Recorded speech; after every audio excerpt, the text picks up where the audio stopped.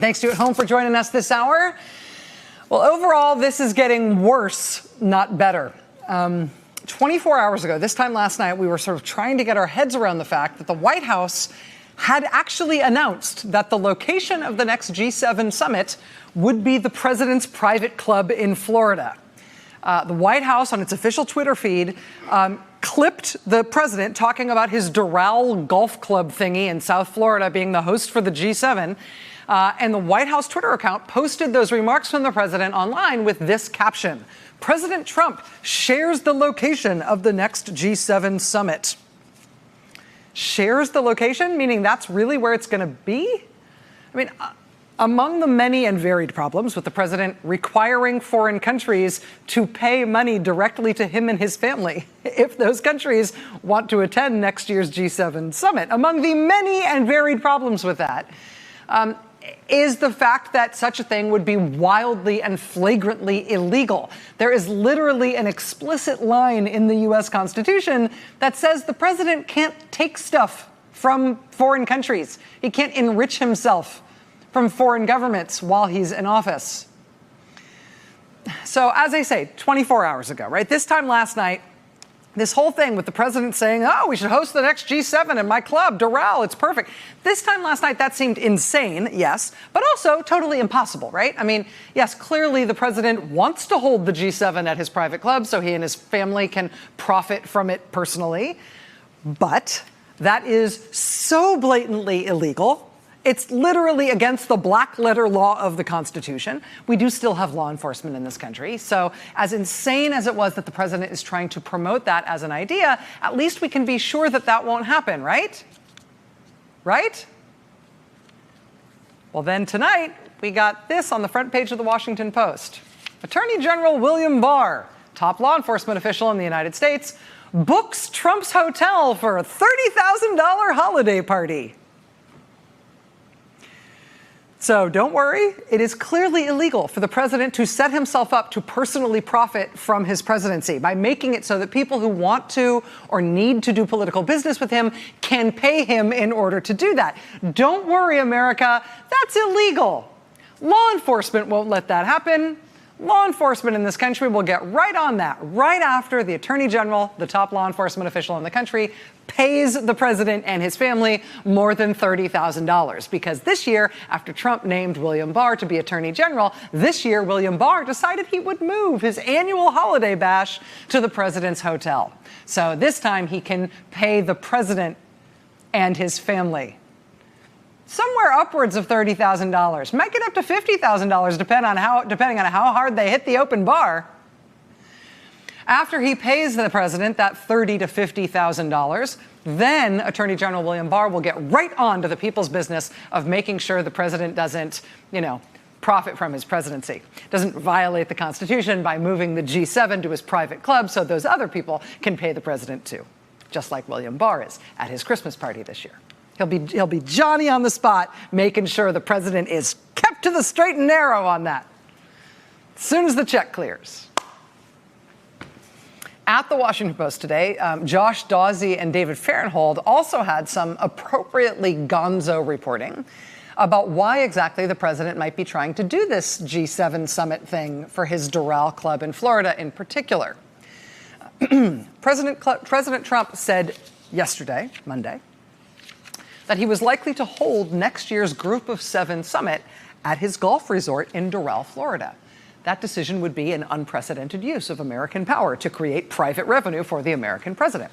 If Trump does choose Doral, he would be directing massive amounts of money to a resort he owns personally, and which, according to his company's representatives, has been severely underperforming. Trump spoke about this idea of hosting the next G7 at his private club from Biarritz, I think that's how you say it, the French resort town that hosted this year's G7 meeting. It was typical of other recent summit sites, luxurious but secluded, pretty enough for photo shoots, and sufficiently isolated to be sealed off for security. The past two meetings hosted by the United States have been held at Camp David, the presidential retreat in Maryland, and on a resort island in Georgia. But Trump said his advisors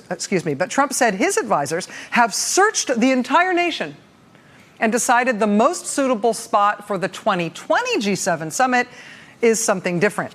A golf club set among drab office parks near the Miami airport. The president's own golf club.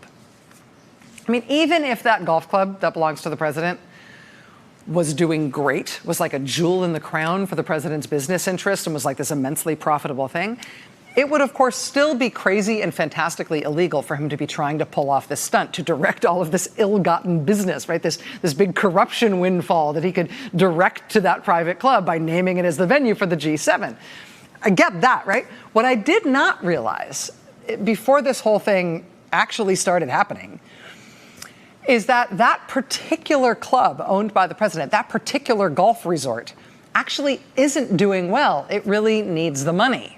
That severely underperforming line in the Washington Post story on this scandal comes from a tax consultant who was actually hired by the president's business. That tax consultant told Florida officials last year that the net operating income at the Doral Club has fallen by 69%. And is a, quote, severely underperforming property, even compared with other nearby resorts. According to the Post today, quote, the Doral Club is a keystone of Trump's business, supplying him with more revenue than any other hotel, and also carrying some of his biggest loans. Trump purchased the Doral Club in 2012, taking out $125 million in loans to do so from Deutsche Bank. And so, yeah, this is his keystone property in terms of revenue, and it's failing.